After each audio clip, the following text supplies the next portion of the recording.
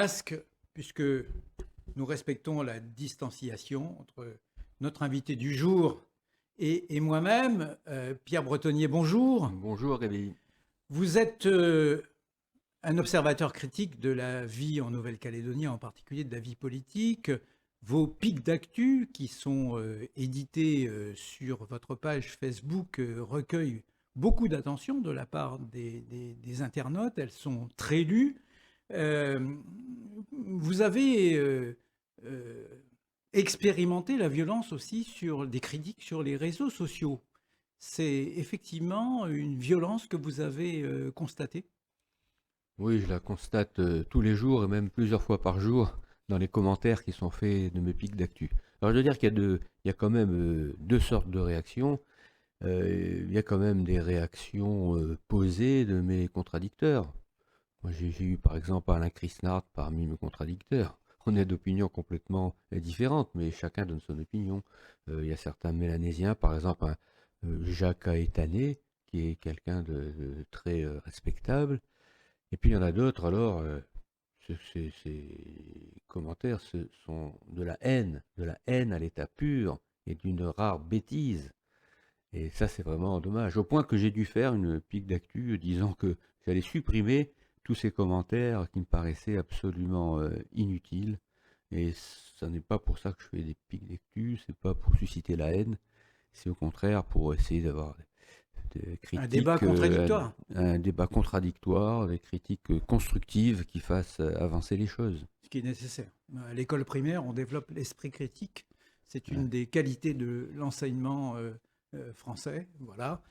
Effectivement, la violence sur les réseaux sociaux est un sujet préoccupant. Elle s'est d'ailleurs exercée récemment à l'égard des Calédoniens d'origine wallisienne, sans Ouais. raison particulière, puisque tout le monde peut être malade. On ne va pas mettre les malades au bûcher. Moi, j'ai relevé sur votre page une critique même d'origine, un internaute qui vous agresse, ou plutôt qui agresse quelqu'un qui vous soutenait contre une autre opinion, a écrit ceci. Alors je ne cite pas le nom de l'internaute mis en cause est un nom d'origine européenne non française. Il dit son nom. C'est français ça, qu'est-ce que tu es venu foutre en France au lieu de rester chez toi, en Italie ou en Espagne? Voilà le genre d'échange fructueux qu'on peut trouver sur Internet. Il faut espérer que de plus en plus, les responsables de la tranquillité publique vont s'intéresser à ce genre de message. Voilà, c'est dit. Euh, il y a quelques semaines, le gouvernement de la Nouvelle-Calédonie est tombé à la suite d'une démission collective des membres indépendantistes du gouvernement. Quel est votre regard sur cette chute du gouvernement et sur la suite qui n'a d'ailleurs toujours pas lieu? Bon, je dirais que c'est assez navrant. D'abord parce qu'il n'y a aucun respect des électeurs. Dans cette affaire-là, les électeurs sont quand même très majoritairement favorables à la présence française en Nouvelle-Calédonie, à la Nouvelle-Calédonie française, et on risque, on va peut-être arriver à ce que la Nouvelle-Calédonie ait un gouvernement indépendantiste, après avoir eu un président du Congrès indépendantiste.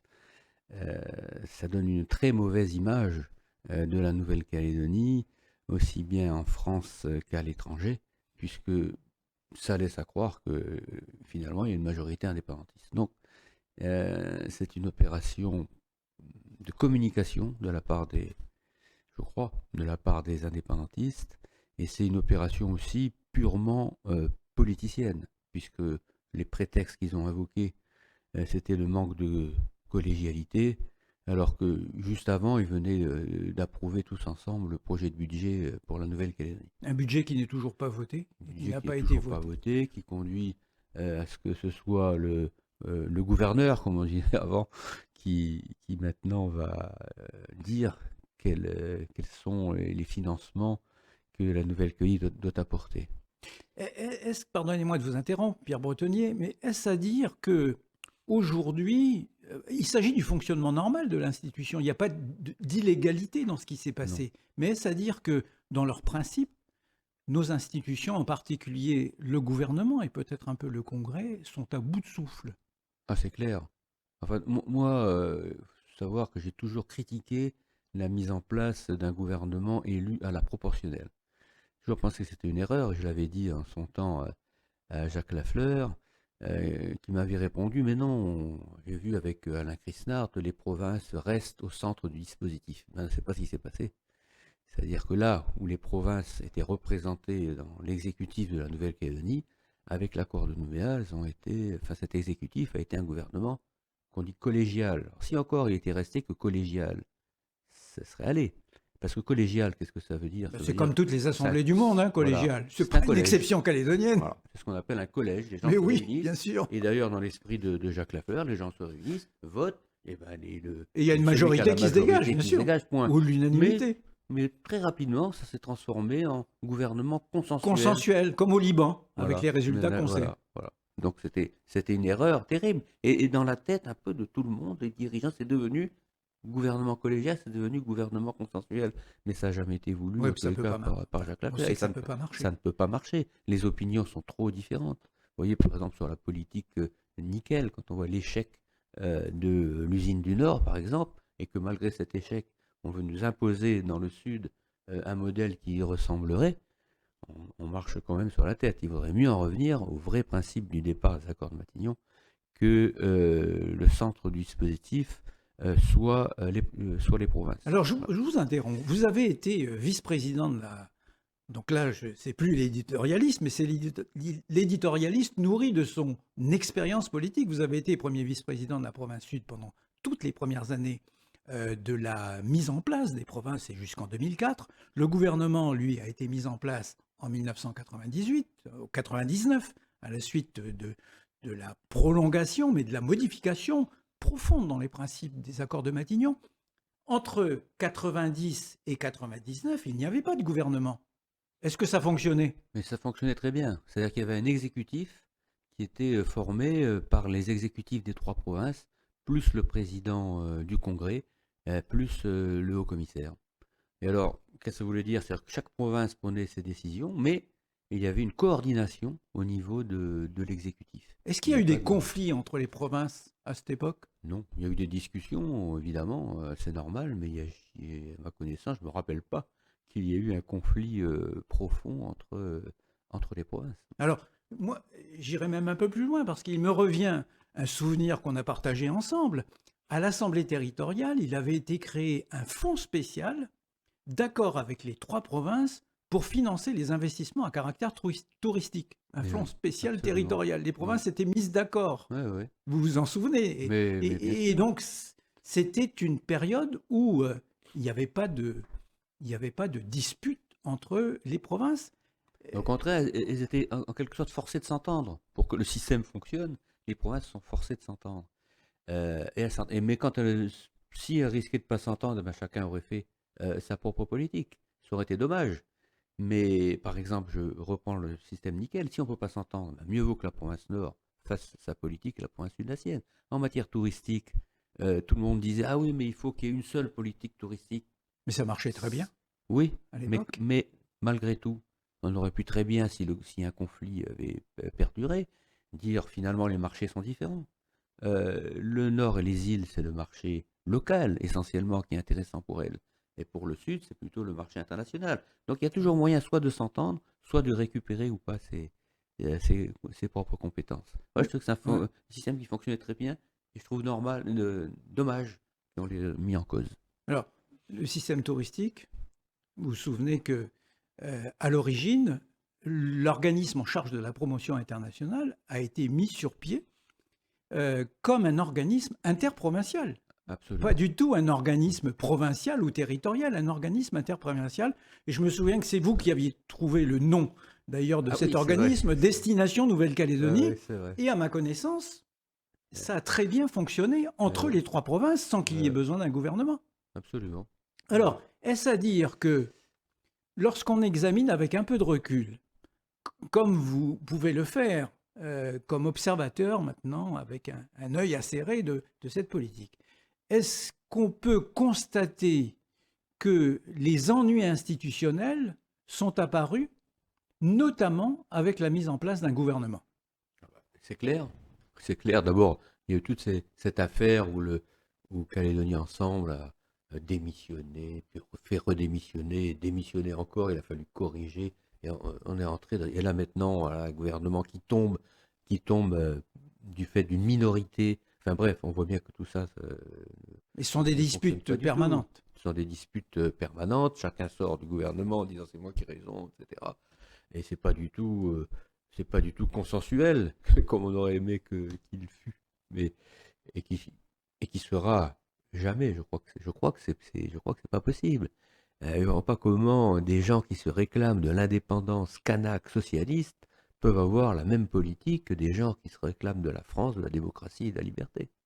Alors, le gouvernement est tombé, il gère la crise du Covid, le nouveau gouvernement est toujours pas en place et visiblement, ce n'est pas dans les jours à venir que les deux grandes formations indépendantistes vont s'accorder pour le nom du président.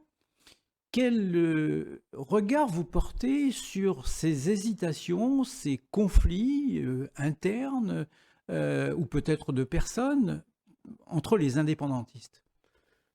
Moi, je crois que cet épisode aura marqué tout le monde, mais aura marqué aussi les indépendantistes. D'un seul coup, ils se sont rendus compte qu'ils n'étaient pas capables de gérer la Nouvelle-Calédonie. Ça, c'est votre point de vue. Même pas capable de gérer la Calédonie. Ah oui, oui, c'est un constat. Un point de vue, c'est un constat, puisqu'il n'arrive même pas à élire un président. Et entre-temps, on a entendu les déclarations de Jacques Lallier disant qu'il fallait tous s'entendre. On va y revenir. Voilà. Eh ben, il faut tous s'entendre. À mon avis, il y a quelque chose qui germe dans leur tête, ou qui a déjà germé. C'est on n'est pas capable de diriger le pays, mais si les autres nous aident, peut-être que Kanaki pourrait s'en sortir. Alors, nous pouvons en venir sur la déclaration assez étonnante, sous la forme d'un communiqué de la province des îles, du président de la province des îles, Jacques Lallier. Il commente l'actualité du moment, la crise du Covid, la gestion de la crise du Covid, et puis également la réussite, de son point de vue, de l'accord sur la reprise de l'usine du Sud. Et fort de ce qu'il estime être une réussite, il appelle à la formation d'un gouvernement transitoire jusqu'au prochain référendum.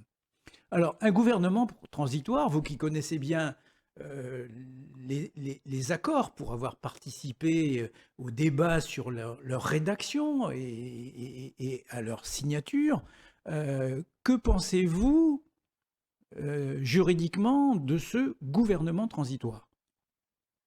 C'est une lubie de M. Lallier. Ça ne peut pas exister dans l'état actuel des institutions, de l'accord de Nouméa, de la loi organique.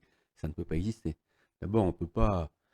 Personne ne peut annuler une élection ou ne peut décider de suspendre un gouvernement, même pas le haut-commissaire. Ça n'existe pas dans la loi organique. Même si le gouvernement ne fonctionne pas, du moment que le Congrès fonctionne, eh bien, on ne peut pas toucher au gouvernement. Donc, il y a une impossibilité juridique déjà au départ. Oui. Il faudrait en quelque sorte annuler l'élection du nouveau gouvernement pour le remplacer par un gouvernement dit transitoire. Ça n'existe pas. Mais ça n'existe pas. Ni l'annulation, ni le remplacement. Il a été élu, ce gouvernement, de façon tout à fait légale. Donc on ne voit pas comment il pourrait tomber. Voilà, il faudrait peut-être que tout le monde démissionne. Oui, mais c'est impossible. Ben, il faudra oui, mais la nouvelle règle, c'est que c'est impossible pendant 18 mois. Exactement. Donc le gouvernement, il est assuré d'une stabilité pendant 18 mois. Alors, moi, je vais prendre un peu la défense de M. Lallier. C'est courageux. C'est vous qui le dites. En s'appuyant sur ce qu'il appelle la réussite, on y reviendra, de l'accord sur l'usine du Sud, il dit, mais il faut que tous les partis politiques se mettent autour de la table et discutent ensemble pour arriver à ce gouvernement de salut public, en quelque sorte, jusqu'aux élections. C'est-à-dire que son invitation, c'est pas à l'égard de ses amis indépendantistes, Mm. c'est à l'égard des loyalistes pour ouvrir un dialogue. Est-ce que vous ne trouvez pas que c'est malgré tout, pour la première fois depuis longtemps, l'ouverture par un responsable indépendantiste éminent de la voie du dialogue? Euh, oui, mais alors il y a quand même des oppositions entre eux, parce que c'est pas le discours de Daniel Goa, par exemple. Donc j'ai l'impression qu'à l'UC, il doit y avoir du tiraillement. Et entre les deux, c'est-à-dire entre Daniel Goa et Jacques Lallier, il y a Roch Moimitan, qui est un peu entre les deux, qui est un peu pour l'un, un peu pour l'autre. C'est-à-dire qu'ils ne savent pas où ils en sont. Ils ne savent plus trop où ils en sont. Et ils ont fait tomber le gouvernement. Ils ne savent pas trop pourquoi. Ils ne savent pas trop comment, ce qu'ils doivent faire maintenant. Ils sont dans le bleu le plus total. Et ils doivent se dire, on aurait mieux fait de ne pas le faire tomber, ce gouvernement. Et ils doivent s'inquiéter à juste titre, à mon avis, sur le résultat du prochain référendum. Parce que je pense, j'espère et je pense que ça peut pas, cet épisode ne peut pas leur être favorable vis-à-vis de leurs électeurs. Vous pensez, après ce jugement cruel que vous portez, mais qui est un constat, vous pensez qu'ils arriveront à s'entendre sur le nom d'un président du gouvernement entre Samuel Népéhoun et Louis Mapou? J'ai l'impression que ça tourne à la haine entre les deux maintenant. Et ils ont beaucoup, beaucoup de mal à s'en sortir. Alors vont avoir aussi un problème avec les représentants de l'éveil océanien. Comment les faire représenter, ou les autres, comment faire en sorte qu'ils ne soient pas représentés. Oui, alors c'est clair. S'il y avait une démission sur la liste conduite par Samuel Népéhoun pour faire monter Ouais, un représentant de l'éveil océanien, l'Union calédonienne se trouve en minorité, ouais, ce qui serait un comble, ouais. au gouvernement. Donc enfin, je les vois pas faire ça. Je les vois bien appelés à ça pour faire, parce qu'ils ont des électeurs aménagés, mais je ne les vois pas le faire, parce que là, il y a d'autres électeurs qui ne comprendraient pas. Alors, autre question qui se pose aujourd'hui, le Congrès est présidé par un membre éminent de l'Union calédonienne. Est-ce que vous pensez que le Palika uni admettrait aisément que le gouvernement soit également dirigé par un membre de l'Union calédonienne et que l'Uni n'est rien? Ouais, ça paraît effectivement compliqué. Et en tous les cas, il y a aussi quelque chose qu'il faut avoir à l'esprit, c'est que si la Calédonie peut encore fonctionner, bon, c'est d'une part parce qu'il est prévu que pour le budget, l'État peut se substituer aux institutions locales, mais c'est aussi que parce que dans tout le reste de la vie publique, le Congrès peut suppléer au gouvernement en prenant des Des propositions de loi ou de de- délibération. si bien que ça va donner un pouvoir, en quelque sorte, supplémentaire au président du Congrès. Donc, de votre point de vue, ce n'est pas demain la veille qu'il y aura un accord sur le nom du président du gouvernement, mais il faudra bien qu'on en sorte. Ouais. Alors il faudrait Comment peut-être, est-ce que vous voyez cette sortie? oui, il faudrait peut-être en revenir à la proposition de Jacques Lallier et puis dire ben, pourquoi les indépendantistes ne diraient pas ben, finalement, pendant une période transitoire, on va remettre Monsieur Thierry Santa à la présidence du gouvernement. C'est une Oui. suggestion Ou alors que une leur fait. présidence tournante. Enfin, Ouais. on est actuellement dans Voilà. le, Présidence tournante, non, non, non. sous le règne Enfin, de toutes les supputations. présidence tournante, ça veut dire qu'aucun projet de long terme ne peut être mis en place. Il est contesté ensuite par le président qui aura été tourné. Est-ce qu'on est dans ces manœuvres, puisqu'il apparaît clairement que ce sont des manœuvres, est-ce qu'on est dans le cadre de ces manœuvres à une réflexion sur le long terme, ou juste une réaction sur un événement du moment, qui était la reprise de l'usine du Sud, et puis une échéance qui est dans le temps à un peu plus d'1 an, qui est le référendum?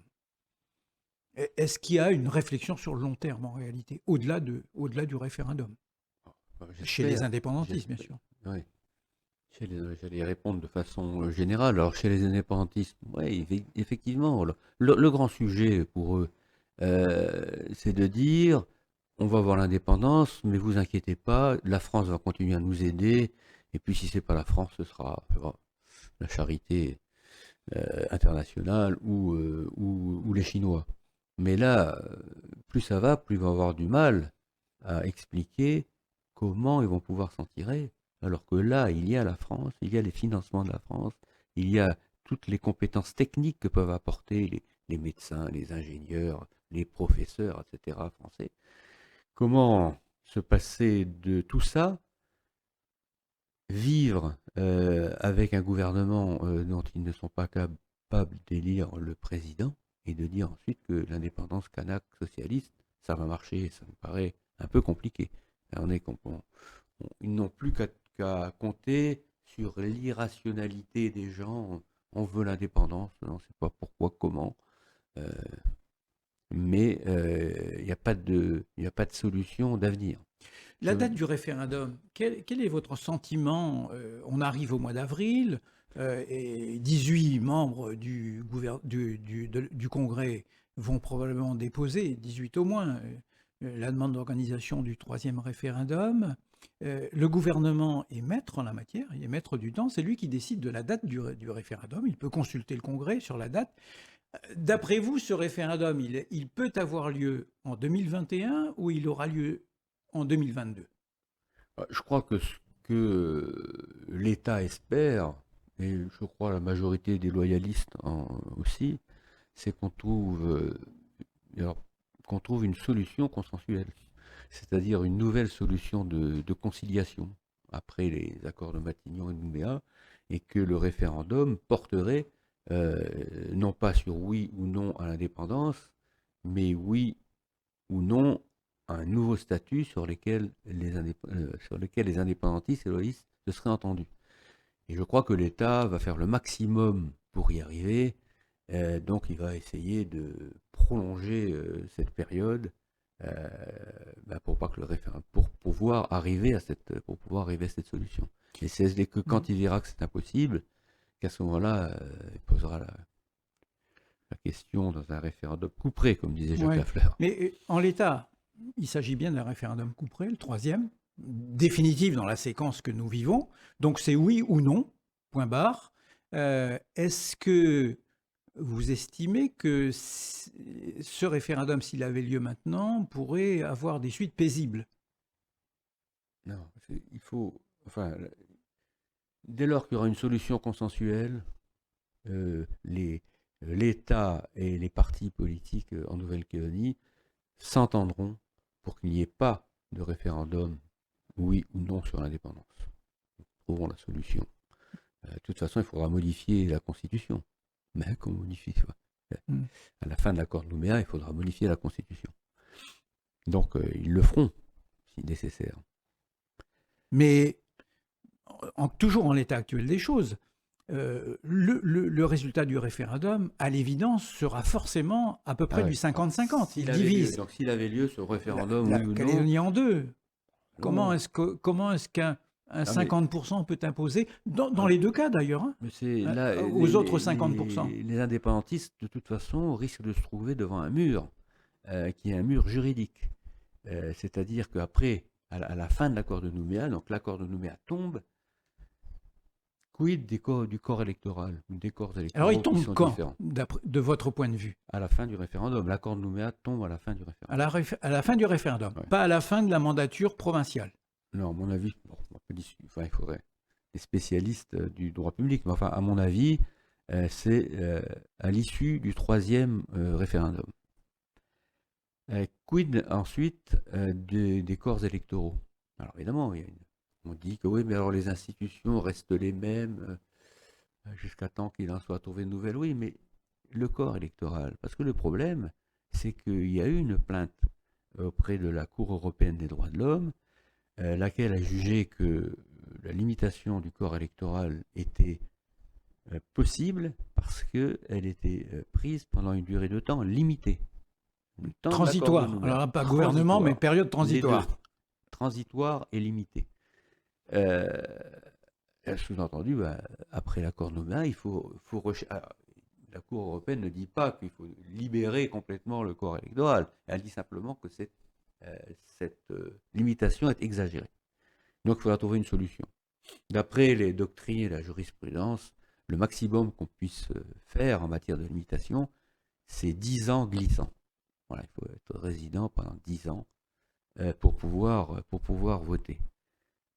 Mais dès lors, les indépendantistes vont se trouver immédiatement minoritaires, c'est-à-dire avec plus aucune chance d'obtenir l'indépendance kanak.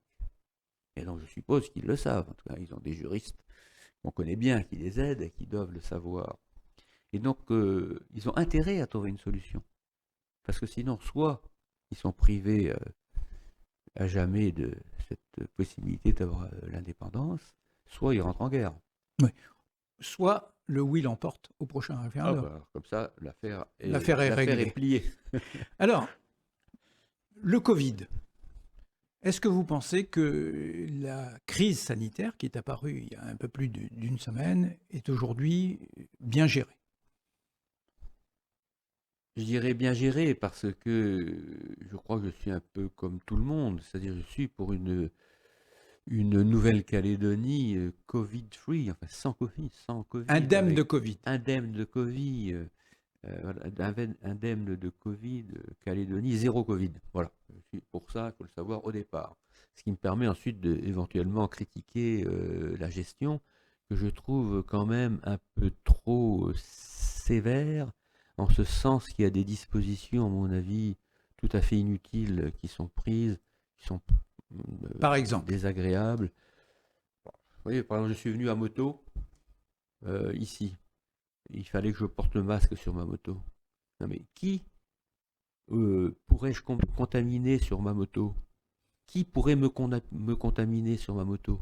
Eh ben, croyez-le, si je porte pas le masque, je vais me faire arrêter et je vais prendre une amende. C'est ridicule. Il y a une Mélanésienne qui se plaignait, à mon avis, à juste titre, sur les réseaux sociaux. On pratique la pêche à pied. Une petite canne à pêche, je vais être sur le bord, sur un récif côtier, et le gendarme est venu l'interpeller. C'est complètement fou. On est interdit d'aller. Moi, je peux pas prendre mon canoë et puis aller à la baie des Citrons, je suis tout seul, personne. J'ai vu un hélicoptère dans la gendarmerie venir surveiller si les gens n'allaient pas accoster une plate sur un îlot. Donc, voilà. Il y a des mesures. Regardons par exemple l'obligation de signer une autorisation de sortie qu'on se donne à soi-même, ce qui est déjà un peu ridicule. Vous savez qu'elle C'est une existe. grande marque de confiance citoyenne quand même. Non, la grande marque de confiance citoyenne, c'est de pas signer d'autorisation.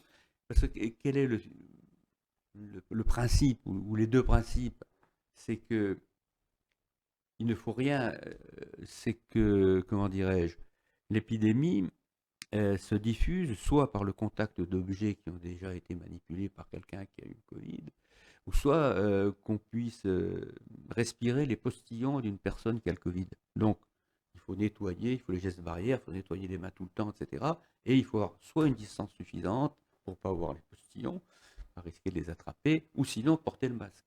Mais là, on fait un cumul un peu de tout, et on arrive à des interdictions qui sont inutiles. Quelqu'un qui est seul sur sa moto, je ne vois pas comment on peut l'obliger à porter un masque. Vous Cette plaidez. limitation aussi, 1 kilomètre, pourquoi 1 kilomètre?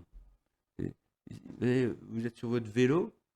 Vous avez vu d'ailleurs qu'il y a eu un changement dans la doctrine entre le premier confinement et le deuxième. Premier confinement, vélo interdit. Là, ils sont aperçus quand même que c'était une erreur, même en métropole. Et comme là, on copie la métropole, le vélo n'est donc pas interdit. Donc je peux dire aux sportifs, aux cyclistes, qu'ils peuvent prendre leur vélo. C'est déjà quelque chose. Et en plus, deuxième chose, on leur interdit pas, on ne les oblige pas à porter le masque. C'est aussi une bonne chose. Malheureusement, c'est pas écrit. Donc on craint toujours la police. Bon, on pourra dire globalement qu'il n'y a pas de laxisme dans le traitement du Covid, mais que vous plaidez pour qu'il y ait davantage de discernement. Voilà. Exactement. Discernement dans la Mais je gestion du crois Covid. qu'il faudrait que ce soit dit, parce que les gens doivent savoir les choses qui sont permises et pas permises. Là, on est un peu dans le flou, y compris les agents de police, parce que j'en ai rencontré quelques-uns, des officiers de police qui, à chaque fois que je leur pose des questions un peu délicates, ils se grattent la tête. Donc après, il faut compter sur le discernement des policiers. Bon, écoutez, en conclusion, Oui. on peut imaginer qu'il y aura davantage de discernement au troisième confinement, ce que personne ne souhaite. Oui, mais Vous alors, espérez une sortie du confinement bientôt? oui, alors d'abord, la vaccination. Je crois que c'est ce qui est le plus important. C'est ce qui va sauver probablement l'humanité du Covid.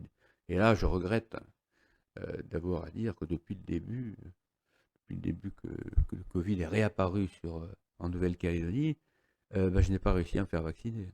Je téléphone 10 fois par jour, j'entends les annonces, vous inquiétez pas, on ajoute un centre de vaccination ici ou là, mais moi je téléphone toujours 20 fois par jour et c'est toujours occupé. Donc à mon avis, le gouvernement doit arrêter de dire qu'ils vont faire, ils doivent faire, et ça doit se traduire dans les faits, ce qui n'est pas encore tout à fait le cas. Voilà, l'appel est lancé, mais c'est vrai que les Calédoniens ont été un peu nonchalants au début de la mise sur le marché des vaccins. Et puis tout s'est précipité avec la crise sanitaire il y a 10 jours. Et c'est vrai qu'aujourd'hui, C'est-à-dire qu'on il y a se disait, pléthore de demandes. je sais que vous, Gabi, vous avez eu précaution, vous êtes fait vacciner avant, ce qui n'a pas été mon cas. Pourquoi? Parce que considéré comme il n'y avait pas de Covid en Calédonie et que de toute façon tout était fermé, il n'y a pas trop d'intérêt de se faire vacciner. Voilà. Donc, Alors le message, dès que le Covid, le message c'est faites-vous vacciner le message, faites-vous vacciner. et essayez de réussir parce que c'est difficile. Oui, mais le gouvernement va certainement réussir. Non, mais c'est non seulement faites-vous vacciner, mais également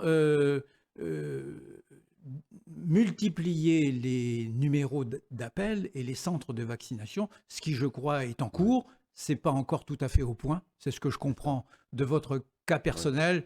Je suis persuadé, en tous les cas, ce sera l'appel de conclusion de cet entretien pour lequel je vous remercie. Le gouvernement fait le nécessaire pour multiplier les centres de vaccination, également les provinces et d'autres organisations, ainsi que le fonctionnement de différents numéros d'appel. Pierre Bretonnier, je vous remercie. Merci. À bientôt. Au revoir.